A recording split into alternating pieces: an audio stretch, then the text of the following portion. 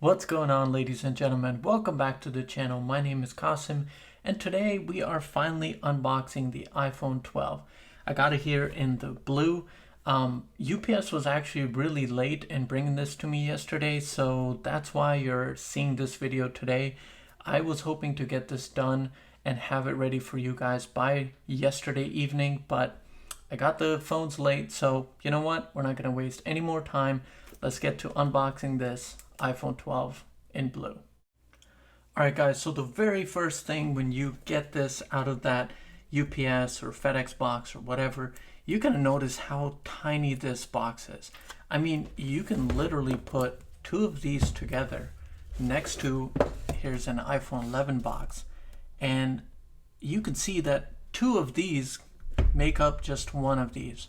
I can only imagine the amount of money that Apple is actually saving. I actually import products from China myself, and the size and the weight of something really matters when it comes to shipping. So Apple is saving tons because there is no charger in here and they've removed the headphones, and that's why they've just gone ahead and made this box super slim. Alright, so let's zoom in a little bit here and get to opening this box. So just gonna grab this tab and open this right up. Y'all ready? And here we go. Wow, that's blue. I mean, compared to the pictures, it's definitely darker in person. I love blue, especially the darker shades, so I'm really loving this color. And these aluminum edges, I really love the matte finish, and of course this flat edge design. It's really comfy to hold in the hands. Alright, so let's set this aside. Inside here, of course, you've got the new USB-C to Lightning cable, and then inside of here, you've got your SIM tool, one Apple sticker, and then just a little card for paperwork. So that's it. Very minimal design. This is such a simple, tiny little box. You're really going to notice if you've ordered this, as soon as you get this in, you're going to notice just how tiny this box is. All right, let's go ahead and peel this off. And there it is. Very nice. Let's boot it up. There's our Apple logo. All right, guys, so a quick tour of the phone itself. Honestly, there's no surprises here. To the left, you've got your mute and ringer switch. Below that, you've got the volume up and down buttons, and further down below, you've got the SIM card tray.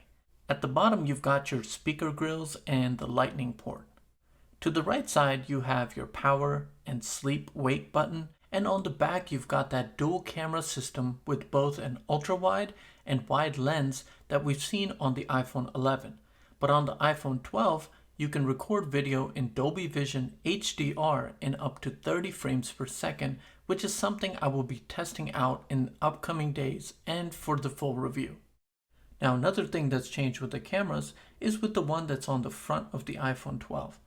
You've got night mode here, so you'll be able to get better selfies of yourself in low light conditions compared to the iPhone 11. Now, I've normally always gone with either a black or white iPhone, but seeing this blue in person, I really love it.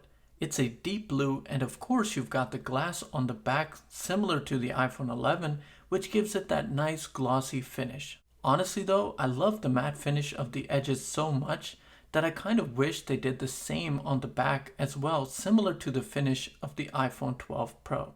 Up front is where you've got the same size display as the 11 at 6.1 inches, but what's changed here is that this display is an OLED Super Retina XDR display. Now the difference between an LCD panel and an OLED is that on an LCD panel, all the pixels are backlit, and on an OLED display, each pixel emits its own light, therefore giving you the richest blacks, whites, and colors, so everything is going to look better on this display compared to the iPhone 11 that it's replacing.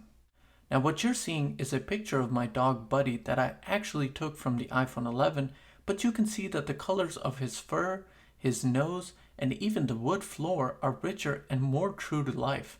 I'm not sure the camera does it justice, but the difference of the display is definitely noticeable. On top of the display, you've got what Apple calls ceramic glass. This glass goes through a process where they infuse ceramic crystals into it to make it tougher. Now I like to always rock my phone without a case, and I haven't dropped iPhones in the past, but if I do drop this one, then we will definitely find out how tough this really is.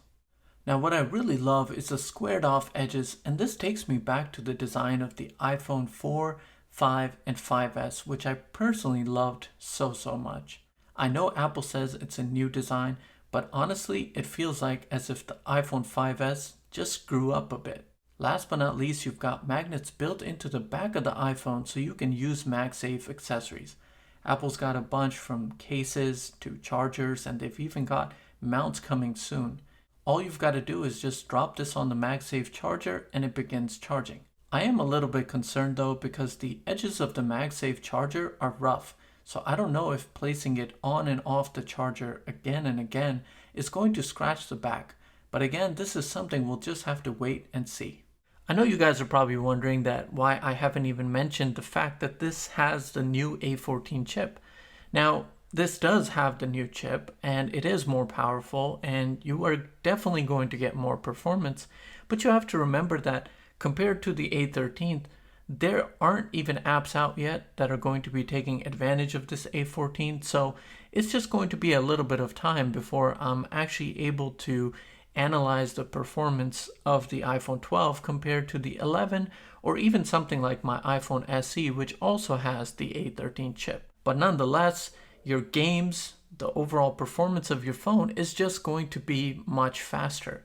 The A13 wasn't a slow chip, so having this new chip, performance is not going to be an issue. And also guys, do remember you do have 5G built in, but like I said in my iPhone 12 details video, 5G just isn't readily available yet, so that's going to be something that I again will be testing out, and I'll report to you guys as to if this even has 5G available at the moment.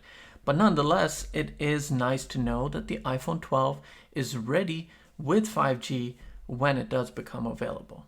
Also guys, when comparing this iPhone 12 to the 11, because of this new squared off design, you're going to have a slimmer phone overall. It's smaller than the phone, it's slimmer than the phone, and it's 30 grams lighter, which is definitely noticeable. I noticed that playing around with both of these phones. In the coming weeks, I'm going to be spending some time with these phones to really give you guys a good review and sort of compare the iPhone 12 to the 11 and let you know if it's even worth the upgrade, if all these minor changes are going to be worth that extra money. That's all for me today, guys. I hope you found this video helpful. If you did, be sure to give it a thumbs up, comment down below with anything that you'd like to say, and make sure you subscribe to the channel for more. Take care of yourselves, and I will see you all in the next video.